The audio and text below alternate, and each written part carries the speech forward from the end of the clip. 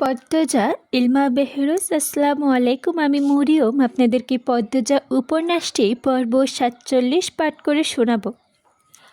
সন্ধ্যার ঠিক আগ মুহূর্ত এমন সময় হাওয়ালদার বাড়ি রাতে রান্না বান্না করা হয়। মগা এক বাগ মাছ নিয়ে গেছে। লতিফা মাছ কাটছে।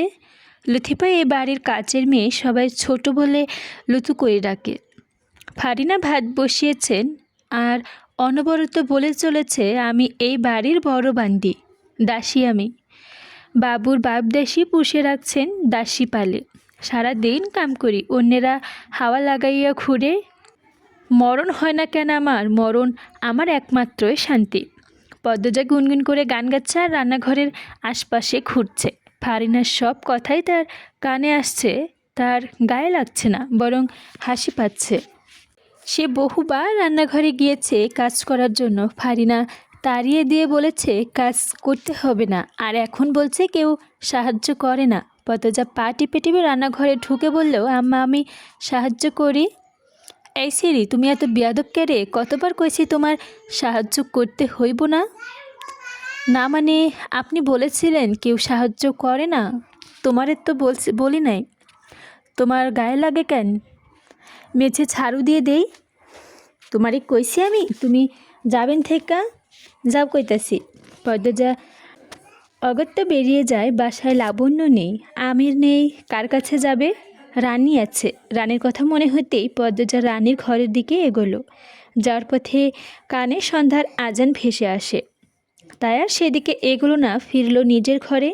নামাজ আদায় করতে হবে। প্রার্থনা সম্পন্ন করে সূরা ইয়াসিন একবার পাঠ করল। জানালা লাগাতে গিয়ে দেখতে পেল রানীকে সেদিনের মতো জঙ্গলের ভেতরে ঢুকছে। আর কিছুক্ষণ পরে চারদিকে রাতের গাঢ় অন্ধকারে তলিয়ে যাবে। এমন সময় রানী আপা কী করতে যায় ওখানে? এত সাহসী হয় কি করে? পদ্মজা হুড়মুড়িয়ে ঘর থেকে বেরিয়ে যায়। আর সে এর শেষ দেখে ছাড়বে। লাবণ্য সবে মাত্র সদর ঘরে ঢুকেছে। পদ্মজাকে তাড়াহুড়ো করে কোথাও যেতে দেখে বলল, কিরে কই যাস? পদ্মজা চমকে উঠে বলল, এই তো এখানে। কোথায় ছিলি? আচ্ছা পরে কথা বলবো, এখন আসি। লাবণ্য ঠোঁট উল্টো করে পদ্মজার যাওয়ার পানে তাকিয়ে আছে।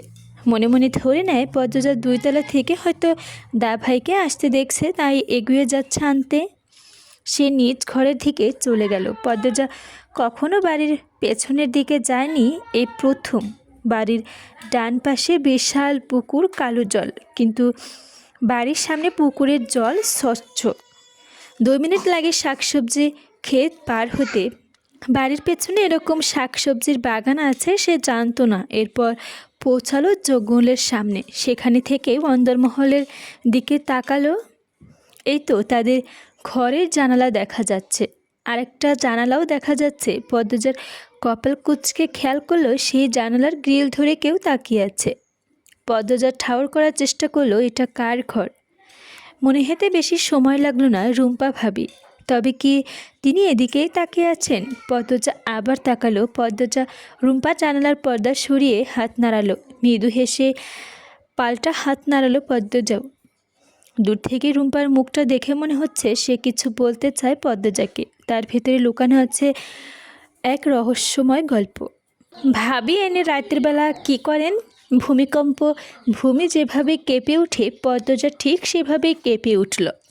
তাকিয়ে দেখলো মদনকে। সে জঙ্গলের ভেতর থেকে এসেছে।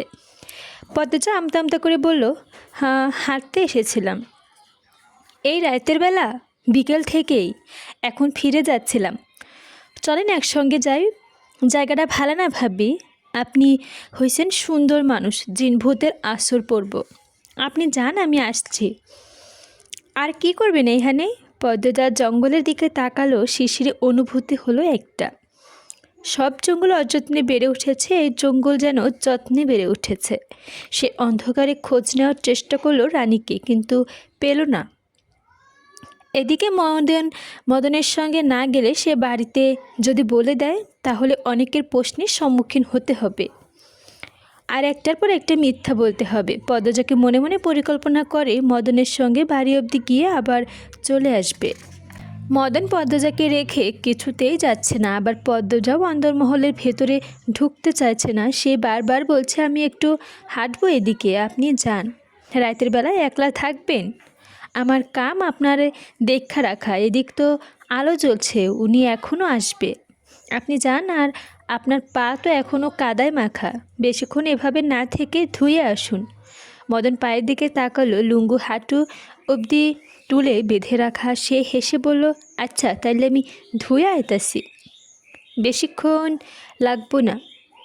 আচ্ছা আসুন। মদন চলে যেতেই পদ্মজা ফোঁস করে নিঃশ্বাস ফেলল। গলার মাঝে যেন এতক্ষণ কাটা বিঁধেছিল। বাড়ির পেছনে যাওয়ার জন্য পা বাড়াতেই দেখতে পেল আমিরকে। আমির আগল ঘর থেকে পেরিয়ে এদিকেই আসছে। পদ্মজা আর ঘুরে দাঁড়াতে পারল না, আকুল ঘরের দিকে চেয়ে রইল। পদ্মজাকে দেখতে পেয়ে লম্বা করে হাসল আমির। বলল, পদ্মাবতী আমার জন্য অপেক্ষা করছে? বোধহয় করছি। আমির ভ্রুকুটি করে বলল, বোধহয় কেন? ঘরে একা ভালো লাগছিল না, তাই হাঁটতে বের হয়েছিলাম। আপনি নামাজ পড়েছেন? এই যে মাথায় টুপি, মসজিদ থেকে আসলাম। পদ্মজা আর চোখে আন্দরমহলের ডান দিকে তাকালো, ভাবছে রানী আপা কোথায় গেল। উসখুস করতে থাকলো সে। ঠিক তখনই পদ্মজাকে পেছন থেকে জড়িয়ে ধরল আমির। স্বামীর কাজে পদ্মজা হতবাক হয়ে দ্রুত এদিক ওদিক তাকিয়ে দেখলো কেউ আছে নাকি। এরপর আমিরের হাতের বাঁধন ছুটানোর চেষ্টা করতে বলল, সারুন, কেউ দেখবে? কেউ দেখবে না, এদিকে কেউ নেই। আমিরের কণ্ঠ মোহময়। সে পদ্মজার ঘাড়ে থুতনি রাখলো। ওর ঠোঁটের ছোঁয়া লাগতেই পদ্মজার গা জোরে শুরু হয় কাঁপুনি। জোর করে আমিরের হাতের বাঁধন ছুটে গিয়ে বলল, আপনি ঘরে যান। আমির হতাশ ভঙ্গিতে বলল, আচ্ছা চলো। আপনি যান, আমি আসছি। কেন, তুমি কোথায় যাবে? পদ্মজার নিচে ঠোঁট কামড়ে কিছু ভাবল, বলল, আগল ঘরে যাব। আপনি ঘরে যান, নয়তো আম্মা আমাকে খুঁজবে। আমি কিছুক্ষণের মধ্যে চলে আসব, এরপর সব বলবো। আরে কি করবে বলো তো? আপনি যান না। পদ্মজা ঠেলে আমিরকে অন্দরমহলের দিকে পাঠিয়ে দিল। আমির অসহায় মুখ করে জিজ্ঞাসা করলো, আমিও থাকি? আপনি ঘরে গিয়ে বসেন, আমি আর চলে আসব। পদ্মজার অনুরোধ ফেলে যাচ্ছে না। আমির না চাইতেও অন্দরমহলে চলে গেল। সেই সুযোগে এক নিঃশ্বাসে দৌড়ে অন্দরমহলের ডান পাশে চলে এলো পদ্মজা। সঙ্গে সঙ্গে সামনে পড়ল রানী। দুজন দুজনকে হঠাৎ চোখের সামনে দেখে চমকে উঠল, অপ্রস্তুত হয়ে পড়ল। রানী আগের কথা বলল, রাতের বেলা এমন ছুটতাছো কেন? পদ্মজার মাথা থেকে ঘোমটা পড়ে গেল সেই কখন। দৌড়ে আসতে চুলের খোপাও খুলে গেছে। এখন গাছগাছালির বাতাসে তিরতির করে তার লম্বা চুল হাঁটুতে বের হয়েছিল। জোনাকি দেখলাম ওদিকে, তাই নিতে এসেছি। ওহ, কই জোনাকি? নাই তো, একটু আগে ছিল, এখন তো নাই। রাতের বেলায় একলা একলা থাকবা কেন? আসো ঘরে যাই। তুমি কোথায় গিয়েছিলে আপা? সন্ধ্যার আগে তো তোমাকে ঘরে পেলাম, কিন্তু পেলাম না। এদিকে দিয়ে কোথায় ছিলে? কিন্তু এদিকে তো ঝোপঝাড় জঙ্গল। পদ্মজার প্রশ্নে রানীর মুখ রক্তিম হয়ে উঠল। কেমন অস্বাভাবিক দেখালো তার চাহনি। হাসির অপ্রস্তুতভাবে কী বলবে খুঁজেছে তা স্পষ্ট। পদ্মজা অপেক্ষা করছে রানী কি বলে শোনার জন্য। পদ্মজা ডাকলো, আপা। আরে আপনি ওষুধ খুঁজতে আসছিলাম। কি ওষুধ? তুমি চিনবা না, আসো বাড়ি যাই। মেলা রাত হয়ে গেছে। পদ্মজারে পেছনে দেখে রানী চলে যাচ্ছে। এটাকে পালিয়ে যাওয়া বলে। পদ্মজা আর থেকে কি করবে? সেও রানীর পিছু পিছু অন্দরমহলে চলে আসে। ঘরে ঢুকতে আমির হামলা করে। কাহিনী কি বলো তো? বিশ্বাস করবেন? তোমার কথা বিশ্বাস করব না এ হয়? রানী আপা প্রায় জঙ্গলের ভেতরে যায়, আমি জানালা থেকে দেখি। এমনভাবে যায় যেন চুরি করতে যাচ্ছে। আমি শুনে অবাক হলো। চাপা স্বরে প্রশ্ন করলো, সত্যি প্রায়ই যায়? আমি সত্যি বলছি। আমি চোখে মুখে ছড়িয়ে পড়ে দুশ্চিন্তা। কপালের চামড়া পর্যন্ত কুঁচকে গেছে। গভীর ভাবনায় বিভোর সে। পদ্মজা বলল, আমি আজ অনুসরণ করে এরপর আপনি এলেন। পরে আবার যেতে চেয়েছি, কিন্তু ততক্ষণে রানী আপা চলে এসেছে। সরাসরি প্রশ্ন করেছি কেন জঙ্গলে গিয়েছিল, বলল ওষুধ আনতে। মানে কোনো ওষুধি পাতা, কিন্তু আমার বিশ্বাস হয়নি। প্রায়ই কেন কেউ ওষুধি পাতা আনতে যাবে, তাও আবার ভোর আর রাতে। পদ্মজা একদমই কথাগুলো বলল। আমির জবাবে বলল, আব্বাকে বলতে হবে। আগে আমার কথা শুনুন। বলো। এখন কাউকে বলবেন না, বলা উচিত। ব্যাপারটা জটিল মনে হচ্ছে। আমরা আগে বের করি কি হয়েছে। আপা কি করতে চায়, এরপর আমরা নিজেরা সমাধান করতে পারলে করব, নয়তো বড়দের বলবো। যদিও আমরা নিশ্চিত না কোনো সমস্যা আছে। অবশ্য সমস্যা আছে, তুমি জানো। ওদিকে কোনো মহিলা ভয়েও ভুলে যায় না, অথচ রানী যায়। বড় কোনো কারণ নিশ্চয়ই আছে। সেটা আমরা দুজন মিলে বের করি। কিভাবে? আমার মনে হচ্ছে আবার যাবে, কাল পরশুর মধ্যে। আমরা পিছু যাব। খারাপ বলনি, কাউকে বলবে না এখন, অনুরোধ। আমির হাসল। পদ্মজার কোমর পেছন থেকে জড়িয়ে ধরে বলল, বলবো না। আপনি কারণে অকারণে ছোঁয়ার বাহানা খুঁজেন, এতে পাপ তো নেই। খাওয়ার সময় হয়েছে, চলুন। ঠিক সময় না গেলে আম্মা রেগে গিয়ে চেঁচামেচি করবে। আমার চেঁচামেচি করে? তোমার একটা কথা বলার ছিল। কি? তোমার খয়েরি রঙে বেশি সুন্দর লাগে। আমি তো খয়েরি শাড়ি পরিনি। পুরো কথা বলতে দাও। আচ্ছা বলুন। আমির পদ্মজার কানের কাছে ঠোঁট দিয়ে ফিকফিকিয়ে বলল, আর কালো রঙে আবেদনময়ী লাগে। পদ্মজার কানে ঘাড়ে আমিরের নিঃশ্বাস ছিটকে পড়ে। সে ঘুরে আমিরের দিকে তাকালো, আবার চোখ সরিয়ে নিয়ে বলল, কিন্তু আপনি সব সময় আকর্ষণীয়। আমির হৈ হৈ করে উঠল। সত্যি? কত দিন পর একটু প্রশংসা করলে। ইয়া আল্লাহ। পদ্মজা মৃদু আওয়াজ করে হাসলো, বলল, প্রশংসা শুনতে খুব ভালোবাসেন? অবশ্যই, তবে বইয়ের প্রশংসা করতে আরও বেশি ভালোবাসি। আমির শক্ত করে পদ্মজার কোমর আঁকড়ে ধরল। আমিরের দুই হাতে ধরে পদ্মজা বলল, আপনি সবসময় এত শক্ত করে ধরেন কেন? গায়ের জোর দেখান? কেন, ভালো লাগে না? মোটেও না, আদর করে ধরবেন। আমির হাতের বাঁধন কোমর করে নিয়ে বলল, লজ্জাও ছিটফটাও গিয়ে ফেলেছি গিলছে। বিয়ের এতদিন পর একটা মানুষ লজ্জা পায়, তাও আমাকে দেখাবেন। আমি অত ভং করতে পারবো না। কি ঝাঁজ কথায়। এবার ছাড়ুন। ইচ্ছা হচ্ছে না। আবার শক্ত করে ধরেছেন। যদি দৌড়ে পালাও? পালিয়ে আর কোথায় যাব? আমির পদ্মজাকে নিজের দিকে ফিরে এক হাতে কোমর চেপে ধরে অন্য হাতে গালে রাখল। তখনই হুড়মুড়িয়ে ঘরে ঢুকে পড়ল লতিফা। পদ্মজা আমির দুজনের দিকে ছিটকে গেল। আমির থমকে উঠল। লুতু, কতবার বলেছি না ঘরে ঢুকবি না? আমাদের তো নতুন বিয়ে হয়েছে নাকি? পদ্মজা খেয়াল করলো আমির কথাগুলো রাগে বলার চেষ্টা করলেও ঠিক রাগও তো শোনালো না, হাসিও পেল তার। ওদিকে লতিফার মুখের অবস্থা দরজায় চেপায় পড়ার মতো। সে আমিরকে ভীষণ ভয় পায়। কাচুমুচু হয়ে বলল, খালাম্মা খাইতে যাইতে কইছে।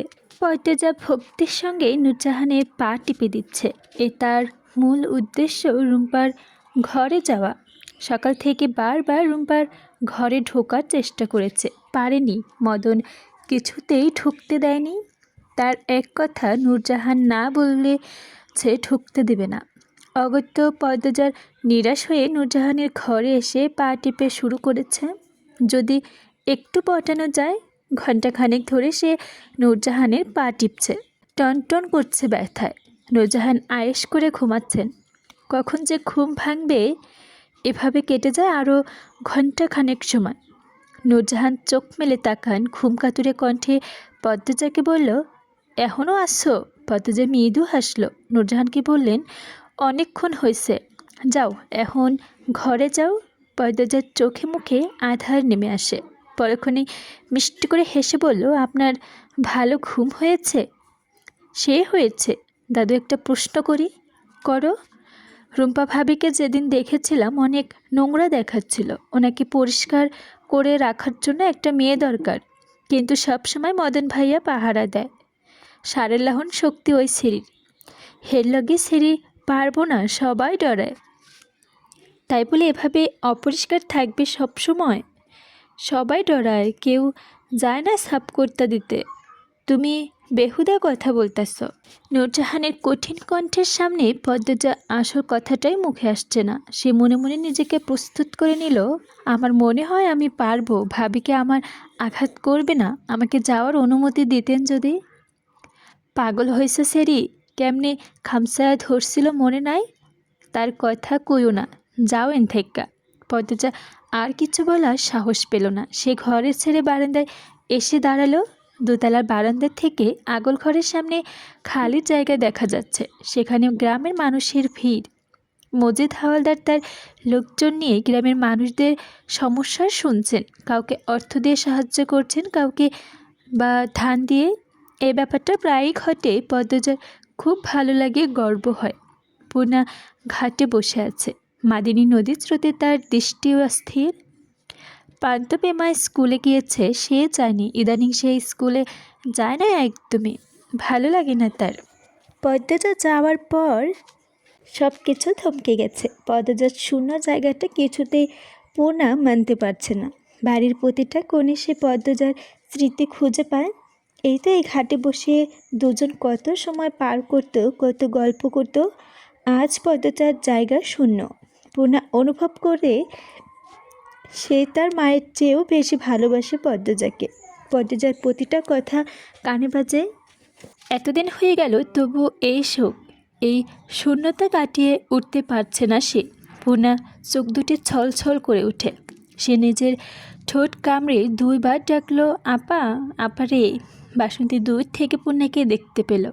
জুতা খুলে পা টিপে টিপে হেসে পূর্ণার পাশে বসেন। পূর্ণা এক ঝলক বসন্তীকে দেখে দ্রুত চোখের জল মুছল। এরপর বলল, আপনি এখানে এসেছেন কেন? প্রশ্ন ছুড়ে দিয়ে পূর্ণার তীক্ষ্ণ দৃষ্টিতে মেলে বসন্তীর দিকে তাকালো। দেখতে পেল বসন্তী আজ অন্যরকম লাগছে। একটু খেয়াল করে বুঝতে পারল অন্যরকম কেন লাগছে। আজ বসন্তীর ঠোঁটে লিপস্টিক নেই, কপালে টিপ নেই, চোখে গাঢ় কাজল নেই, থুতনির নিচে সবসময় কালো 3টা ফোঁটা দিতেন, সেটাও নেই। পূর্ণা বসন্তীর হাতের দিকে তাকালো।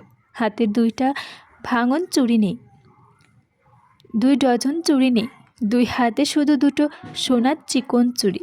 পূর্বের প্রশ্নের উত্তরে উপেক্ষা না করে পূর্ণা পাল্টা প্রশ্ন করল, আপনি আজ সাজেননি কেন?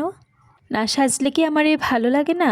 বেশ আগ্রহ নিয়ে জানতে চাইল বসন্তী। পূর্ণা বসন্তীর চোখে মুখে স্নিগ্ধতা খুঁজে পেল। মহিলা মায়াবীর চেহারা পেয়েছে, প্রাকৃতিক সৌন্দর্য, চকচকে গাল। বয়স 40-এর উপর মনে হয় না, কিন্তু মুখে পূর্ণা কিছু বলল না। চোখ সরিয়ে নিল। বসন্তী বললেন, আমার সঙ্গে গল্প করবা? আমার ঠেকা পড়েনি। পূর্ণা ঝাঁঝালো স্বর। বসন্তী পূর্ণার পাশ ঘেঁষে বসলেন। পূর্ণা বিরক্তিতে চোখ মুখ কুঁচকে ফেলল। কিছু কঠিন কথা শোনানোর জন্য প্রস্তুত হলো সবেমাত্র তখন বসন্তী বললেন, আম্মা, আমি তোমার আব্বারে ভালোবেসেছিলাম সত্যি, তবু হেজ বয়স হইয়া একটা ভুল করে ফেলি। যখন বুঝতে পারি তোমার আব্বারে বলি, কিন্তু তোমার আব্বা মুখ ফিরাইয়া নেয়। আমার তোমার আব্বা ছাড়া আর গতি ছিল না, তাই গ্রামের মানুষ নিয়ে আইছিলাম। আমার এই কাজের জন্য তোমার এত বড় ক্ষতি হবে জানলে এমন করতাম না। যাজ্ঞা সেসব কথা, তোমার আব্বা আমারে আজও মাইনা নেয় নাই, তাতে আমার দুঃখ নাই। তোমার আম্মা তো একটা ছোট বোন পাইছি, তোমরা 2টা ভাই বোন, তোমার সন্তান পাইছি। আমি নিঃসন্তান, আমার কোনো সন্তান নেই, কখনো হবেও না। সন্তানের শূন্যতা আমাকে খুঁড়ে খুঁড়ে খায়। তোমাদের বাড়ি আসার পর থেকে সেই দুঃখ খুশে গেছে। প্রান্তপেমা যখন আমারে বড় আম্মা কইয়া ডাকে, আমার খুশিতে কান্দনাইয়া পড়ে। শুধু ভালো লাগে না তোমার গুমটা মুখ। সিব্বাস করো আম্মা, তোমার আমি তাড়াইতে আহি নাই। সে হয়েছে গিয়া হীরার টুকরা, তার মতো মানুষ হয় না। আমি যা চেয়েছি তার থেকে বেশি পাইছি, সেটা তোমার আম্মা দিছে। আমি চাই না তোমার জন্য তুমি ছোটক পাও। আমি তোমারে বলবো না তোমার আম্মারে ডাকতে, শুধু চাই তুমি আমারে মাইনা নাও, ভালো থাকো, হাসি খুশি থাকো। আমি তোমার বন্ধু হতে চাই, তোমার যেমন বলবা আমি তেমনই চলবো। এই যে দেখো, তোমার সাজগোজ পছন্দ না বলে আমি আজ সাজি নাই, আর কোনো দিনও সাজবো না। আমি কি কম সুন্দর নাকি যে সাজতেই হবে? শেষ বাক্যটি রসিকতা করে হেসে বললেন তিনি। বসন্তীর কথাগুলো পূর্ণার মন ছুঁয়ে যায়। পূর্ণা বরাবরই কমল মনের, তবু শক্ত কঠিনই বলল, আমি আপনার সঙ্গে খারাপ ব্যবহার করব না। আপনি আমার মতো থাকুন প্রেমা পান্টকে নিয়ে, আমি আমার মতো থাকবো আমার আম্মাকে নিয়ে। আমার আর কারো বন্ধুত্বের দরকার নেই। বাসন্তীর চোখ ছলছল করছে, তবু তিনি হাসতে কার্পণ্য করলেন না। বললেন, তোমার চুল অনেক সুন্দর আর লম্বা। এখন তো ভর দুপুর, বান্দা রাখো। পূর্ণের চুলগুলো হাতে খোপা করে নিয়ে বললেন, আম্মা এখনও ঘুমে? হ, আমার যে কি হয়েছে, এখনও একদমই ঘুমায় না, আর কখন ঘুম ছেড়ে উঠতে পারেই না। পদ্মজার জন্য কান্দে দেখি, শরীর দুর্বল হয়ে পড়েছে, এর জন্য ঘুমায়। পূর্ণা উঠে দাঁড়ায়। বসন্তী বলল, আমি রাঁধছি, যে সকালে খাইয়া না, এখন নিয়া ভাত নিয়ে আসি, পরে খাবো বলে পূর্ণা দ্রুত পায়ে বাড়ির ভেতরে চলে গেল। মায়ের ঘরে এসে দেখল তিনি গভীর ঘুমে আচ্ছন্ন। চুল ছড়িয়ে আছে বালিশে, কেমন শুকিয়ে গেছেন। এতক্ষণ না খেয়ে থাকলে তো আরও বেশি শুকাবেন। ডেকে খেতে বলা উচিত, আপা থাকলে কত যত্ন করতো। পূর্ণা ডাকলো, আম্মা আম্মা। হেমলতা সাড়া দিলেন না। পূর্ণা ঝুঁকে হেমলতার গায়ে হাত দিয়ে ডাকলো, ও আম্মা উঠো, এবার দুপুর হয়ে গেছে। আম্মা ও আম্মা। হেমলতার চোখ খুললেন, চোখের মনি ফ্যাকাশে। তিনি উঠতে চাইলে হুট করে হাত কাঁপতে থাকলো। পূর্ণা উদ্বিগ্ন হয়ে বলল, কি হয়েছে আম্মা? হেমলতা কিছুটা বললেন না। পূর্ণা হেমলতাকে ধরে ওঠালো। হেমলতা পূর্ণার দিকে চেয়ে থেকে ক্ষীণ স্বরে প্রশ্ন করল, কে তুমি? হেমলতা এহেন প্রশ্ন চমকে উঠল। পূর্ণা চাপা স্বরে অবাক হয়ে উচ্চস্বরে প্রশ্ন করল, আম্মা। সেকেন্ড কয়েক পর তার উপর থেকে হেমলতার চোখ সরিয়ে নিলেন। পূর্ণা বলল, আমাকে চিনতে পারছো না? হেমলতা বিছানা থেকে নামতে নামতে ঘুমটা হঠাৎ ভেঙে গেল। তাই তখন এমন হয়েছিল, সবার খাওয়া দাওয়া হয়েছে? পূর্ণা তখনও অবাক চোখে তাকিয়ে আছে। হেমলতা পূর্ণার থেকে তাকিয়ে জিজ্ঞেস করলো, কী রে, কিছু জিজ্ঞেস করেছি না? হয়েছে, দুপুরের আজান পড়বে, এতক্ষণ ঘুমিয়েছি। আরও আগে ডাকতে পারলি না? ঘুমিয়েছিল আরাম করে, তাই ডাকিনি। ফজরের নামাজটাও পড়া হলো না, এখন কাজা পড়তে হবে। তুই নামাজ পড়েছিলি তো? পড়েছি। খেয়েছিস? না। এরকম করে আর কতদিন চলবে? যা খেয়ে নে। পূর্ণা বাধ্য মেয়ের মতো হেঁটে চলে গেল রান্নাঘরে। ক্ষুধায় পেট চোচো করছে। কতক্ষণ না খেয়ে রাগ করে থাকা যায়? হেমলতা খোলা চুলে হাতে খোপা করে নিয়ে কলপারের দিকে যায়। অজু করে ঘরে ঢোকার সময় দেখেছেন পূর্ণা খাচ্ছে। তিনি পূর্ণার উদ্দেশ্যে বললেন, খাওয়া শেষ করে ঘরে আসিস। পূর্ণা খেয়ে দিয়ে থালা ধুয়ে গুছিয়ে রাখলো। রান্নাঘর থেকে বের হয়ে দেখে চার গাছগাছালানো বসন্তী উঠোনে এক কোণে বসে আছে মাটিতে ঘুরছেন। পূর্ণা দৃষ্টি সরিয়ে হেমলতা ঘরে এলো। এসব দেখে হেমলতা জায়নামাজে অসম্ভব উদ্বিগ হয়ে বসে আছে। পূর্ণা মৃদু কণ্ঠে ডাকলো, আম্মা। হেমলতা চমকে তাকান। পূর্ণা দ্বিতীয়বারের মতো অবাক হন। চমকানো কি এমন হলো? হেমলতা দ্রুত নিজের অভিব্যক্তি লুকিয়ে স্বাভাবিক হয়ে জায়নামাজে ভাঁজ করলেন ধীরে সুস্থে। এরপর পূর্ণাকে কাছে এসে বসতে বললেন। পূর্ণা পাশে এসে বসে। হেমলতা ভারী কণ্ঠে, আপার বসন্তী প্রতি তোর এত রাগ কেন? আম্মাকে বল, এখন রাগ নেই, প্রেমাপান্তের মতো মিলেমিশে থাকতে পারবি না? ওরা বড় আম্মা ডাকে, তুই শুধু খালাম্মা ডাকবি। মাত্র উঠল ঘুম থেকে, আগে খাও, এরপর কথা বলবো।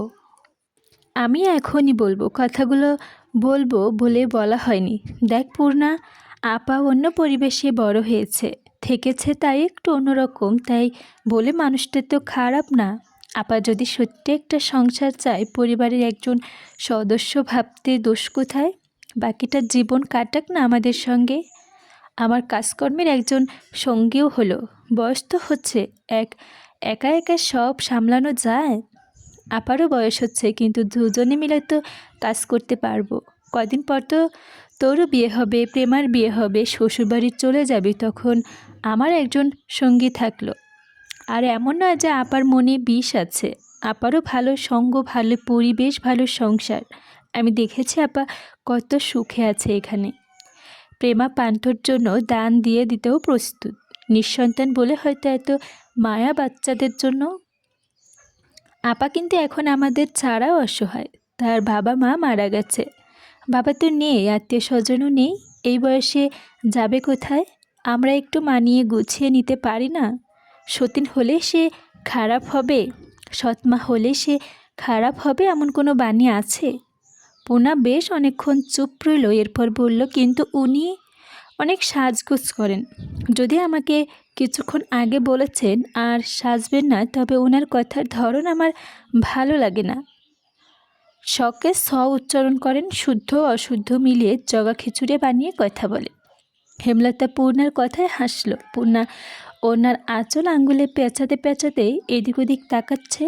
হেমলতা পূর্ণার মাথায় হাত রেখে বললেন, তোর আপা যদি প্রান্তকে শুদ্ধ ভাষায় রপ্ত করিয়ে দিতে পারে, তুই তোর বাসন্তী খালাকেও উচ্চারণ শিখিয়ে পারবি না? উনি শিখবেন বললে অবশ্যই শিখবেন। সত্যি? বলেই দেখ। এখন যাব? যা। যাচ্ছি। পূর্ণা ছোটে বেরিয়ে গেল। হেমলতা মৃদু হেসে বারান্দায় বেরিয়ে আছেন। সেলাই মেশিনের সামনে বসেন। অনেকক্ষণ কাপড় জমেছে, সব শেষ করতে হবে। উঠোনে বসন্তী পেল না। পূর্ণা এদিকে ওদিক তাকিয়ে খুঁজতে থাকলো। বসন্তী কলপার থেকে হাত পা ধুয়ে বেরিয়ে এসেছেন। পূর্ণা কথা বলতে গিয়ে জড়তা কাজ করছে। 2-3 বার ঢোক গিলে ডাকলো, শুনুন।